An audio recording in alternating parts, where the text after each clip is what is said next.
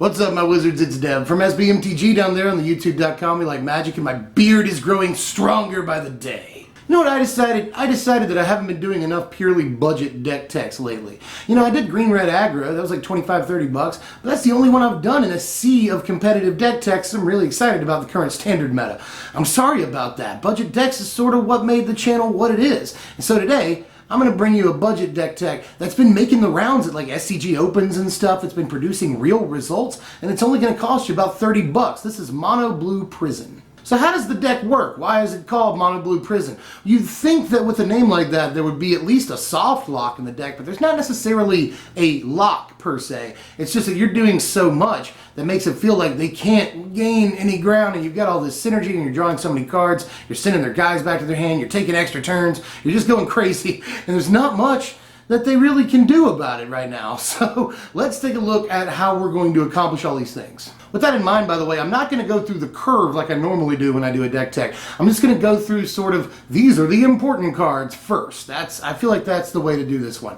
Starting with 4 copies of Jace's Sanctum. Yeah, this is actually in a deck. Well, Jace's Sanctum is the key component to the deck that it could not work without. Most of all, we want to make sure that our spells cost as little as possible so we can cast as many of them in a given turn as we can. Also, the Scry is really nice because we're going to be drawing a bunch of cards and we want to draw into gas. The Scry really helps with that.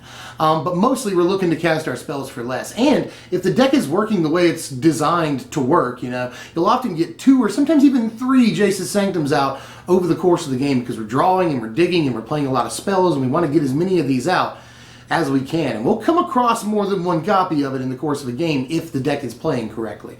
So it's not unheard of to have multiple copies of these out and just go freaking nuts. I mean, just the critical piece that makes the deck run. Here's another really important piece that the deck probably couldn't play without, honestly, especially in this format. 4 copies of, you ready for this? Prism Ring. Prism Ring is really, really important in this. I've already said we're going to be casting 3, 4, sometimes 5 spells a turn. We're casting a bunch of spells, ideally, on turn 5, 6, and even before that sometimes. So really, really important is Prism Ring. And even if you play it first turn, you know, then you'll be able to get a few life off of it before you even play your Jace's Sanctum. And once you get a couple or even 3 copies of Prism Ring out, then it sort of does feel like a lock because you'll have like 3 Prism Rings and you'll play like 3 spells a turn. That's 9 life at least. So really just the thing that gives us a lot of longevity, allows us to stay in the game when we otherwise wouldn't. Prism Ring is very, very important, even though it sort of looks like a doofy artifact. People are like, Prism Ring. No. Play Prism Ring. It is a very important piece. We're playing a playset of a board wiper in our mono blue deck. How often do you get to say that? We're playing 4 of Engulf the Shore in this deck, and it's a critical card too. I could say that about everything because it's a really synergistic deck, but it's really important that we have something that wipes the board, removes creatures, something in this deck. And we actually have a trick a little further on down the line that I'll talk about in a second with this card. But even without tricks, this is just a super important card, a way to wipe the board, reset the tempo of the game on turn 4, or even, you know, turn 8. The card is good almost any turn in the game because we're only playing 1 creature in the entire deck. And some of these builds won't play any creatures, making Engulf even better. So, Engulf the Shore, definitely powerful card. I know it, again, a card that sort of looks doofy, but don't underestimate this thing, man. This can often give you the breathing room that you need to start taking over the game. Here's that trick with Engulf the Shore I was talking about. 3 copies of Days Undoing in this deck. We actually get to play this card in a build. That's pretty cool. And the trick, by the way, with Engulf the Shore is that, obviously, you engulf the shore, return all their creatures to their hand, and then you Days Undoing, making them discard what was their entire board. That's an effective board wipe. And you might say, hey, that costs 7 mana. That's crazy. You'll never get to that. All you gotta do is Jace's Sanctum turn 4, and then on turn 5 you suddenly have the mana to play both an Engulf the Shore and a Days Undoing in the same turn. Not bad. I'll get to another trick that we're doing with this card here in just a second. I just want to close out some final thoughts on this. Sure, it ends the turn, but a lot of the time we will not care. We've often played a couple of cards on that turn up to the Days Undoing. We've gained some life off a Prism Ring. Sometimes we've already engulfed the shore, meaning that we've wiped their board, and we don't care if they get to immediately go when we cast the Days Undoing because they don't have a board to hit us with. So lots of reasons why this card works in this deck. 7 cards, by the way, 7 fresh cards, just good. We also have to win the game, though. That's kind of important when you're playing Magic. So let's talk about some things that are in the deck specifically to win us the game, our win conditions. Starting with a 4 of Part the Waterveil, which is more than just a win condition, although this is the thing that will most often win you the game in this deck. Part the Waterveil is not only a big beefy creature later on in the game, but it also obviously lets you take other turns. You know, when we spend our entire turn tapping and drawing and tapping and drawing and doing this and scrying and drawing some more, then getting to untap and repeat all of that again is extremely powerful. And this is our other trick with Days Undoing. You know, we can cast Part the Waterveil and then Days Undoing, and suddenly we don't care that the turn ends. We just get to untap and go again. We're also going to play a 1 of Rise from the Tides in the deck. This was usually the win condition back when this was basically a Brain in the Jar deck. The deck started life in Standard as a Brain in the Jar deck and then slowly evolved. It became a Sphinx's Tutelage deck, but that didn't appear to be enough. And so people went back to the Rise from the Tide strategy and just decided not to run Brain in the Jar anymore. We'll run more synergy. So, and Rise from the Tide still obviously works. There's times late game where you can get like 20 or more zombies off of this thing and just win the game. So Rise from the Tides definitely still goes in the deck as sort of an honorary 1 of, because it's a very good win condition against a lot of things. But the last bit of evolution that the deck has done, at least recently, is to add 1 copy of Sphinx of the Final Word. Sphinx of the Final Word is just a super solid win condition flying creature with hexproof that can't be countered. Sphinx of the Final Word is just something that they can't do a whole lot about with anything in the format right now other than like Planar Outburst. There's really not much that they can do about this thing. And it's going to mostly just, it's going to win you the game after a couple of turns. So Sphinx of the Final Word I think was a good addition here in the last few weeks to the deck, and it's won me a game or two too. So Sphinx of the Final Word I think is definitely an include, although you could take it out if you want to go completely creatureless and just add that second copy of Rise from the Tides. To finish off the main deck, I'm going to talk about a bunch of cards that draw cards. The deck is really, really big on that. Again, we want to play a bunch of spells in one turn, so we have to be drawing cards and cycling through stuff. So let's look at the things that do that, starting with 3 copies of Hydrolash, and another bunk card. It's so weird looking to have all these like totally jank cards in this deck. They all work together really well, and Hydrolash has proven itself actually in the format. It's been in the Sphinx's Tutelage decks of yore. You know, like a year ago, people were playing Hydrolash in their Sphinx's decks. And it's no worse here. You know, this is obviously a good card, especially in conjunction with our Prism Rings. This can often lead to like taking basically no net damage during their combat step. And it replaces itself, which we probably wouldn't play it if it didn't do that. The fact that it draws this card is very important. So again, don't underestimate Hydrolash. This is actually a much better card than it looks like and can often just be a fog. And by the way, it's not even bad against control, because if they don't have creatures, you can still just basically cycle it. Not bad. We're going to play a 4 of Pore over the pages as we continue the jank train here.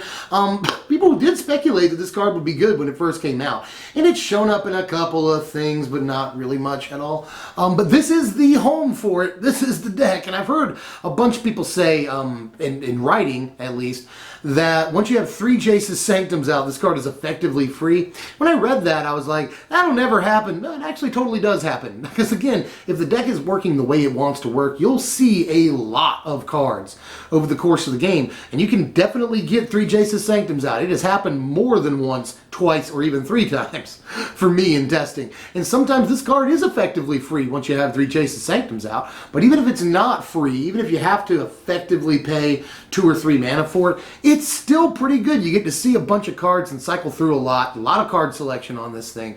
So Pore over the pages, again, this is the home for it. I want to finish off by talking about 3 cards at the same time here. We're playing 4 of Anticipate, a playset of Nagging Thoughts, and 1 copy of Comparative Analysis. Comparative Analysis is really, really good, and I would like to make room for a second copy. I'm just really not sure what to take out of the main deck here. And I'd really like to add a 4th copy of Hydrolash, but we'll put that in the board. But anyway, Comparative Analysis can often cost just the 1 mana, and we're playing, again, a bunch of spells all in 1 turn, so we'll almost always be able to surge it in, and it is pure card advantage for very, very cheap, so it definitely goes in.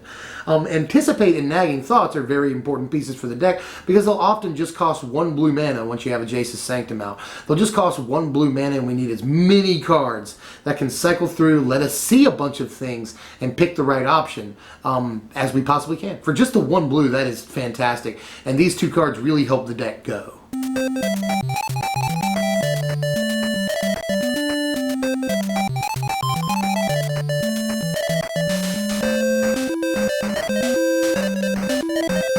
playing 23 lands in the deck, and I've seen as little as 21, but I don't know that I'd go that low, to be honest with you. We have to have a bunch of lands so that we can play all these spells in one turn, and we have to have a bunch of lands so that we can make sure that Engulf the Shore is really good. So I'm going to play at least 23, and every single one of them is an island. You can see.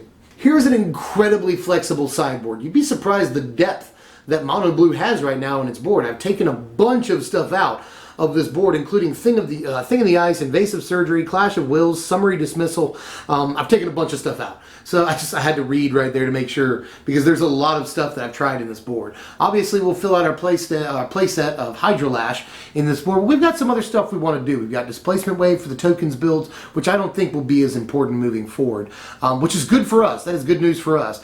We have a terrible game against tokens. Decks that go wide, we usually aren't great against, even counting Engulf the Shore.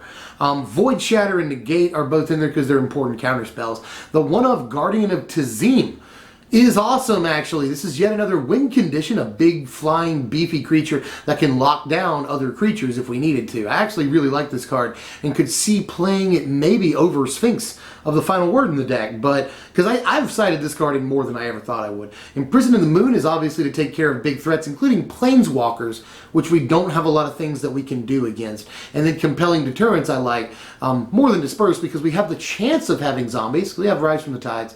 And also because it can also take care of Planeswalkers, problem creatures, and anything that we need to return to our hand, either to protect it or to cast it again. So really, really like a lot about Compelling Deterrence, and I'm going to play at least the 2 of. And here are your power rankings for the deck. A final score of 59, pretty solid, considering the deck is only going to cost you about $30 on TCG Player right now. And you probably own a lot of these cards already, I would imagine. Especially if you're the kind of person that buys packs. You probably have a lot of this, because this is just like pack chaff for the most part. You'll probably have to get the Waterveils, probably have to get the Days Undoing. And aside from that, there's really not much in the deck that's going to cost you that much.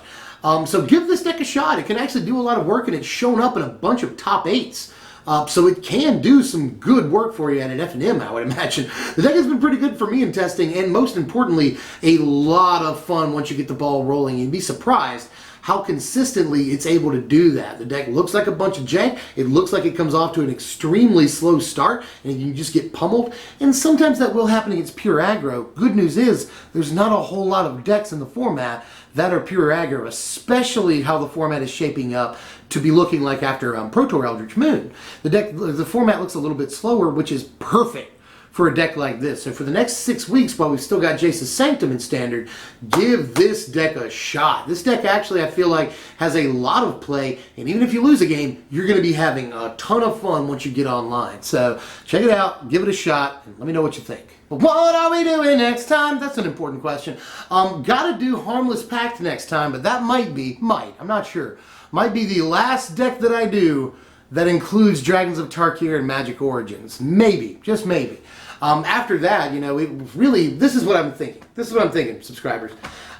World Championships is on September the 1st. I'm thinking that around the time World Championships start, that is when I will stop including Dragons of Tarkir and Magic Origins in deck tags. Let me know if you want me to do it sooner than that or not, because I might just do Harmless Pact and then be done with Dragons of Tarkir and Magic Origins. Let me know how you feel. I know that's always contested, because people are like, well, you could make decks without Dragons and Origins, but then you'd be making decks that don't include Kaladesh, so they're not really representative of anything. You know, that is a pretty persuasive argument, but there's also people that say, like, why would you build decks with Dragons of Tarkir and Magic Origins? Because they're about to rotate and nobody cares. Both pretty persuasive arguments, so let me know where you sit on either side of the fence there, and I will take your answers and put them in my brain. But that's all we've got for now. Just let me know how you felt about this deck and that question that I asked about future deck techs in the next month or so here. And I will see you guys later. If you enjoyed the content, like the content. That's really important that you do that. It keeps me afloat. And then sub if you're new so you can get all the content coming up. I'm Deb from SBMTG. Thanks for watching, my wizards. When I'm with my girl, she be rockin' that Wilma Flintstone. When it's time to rock the bed, then I give my friend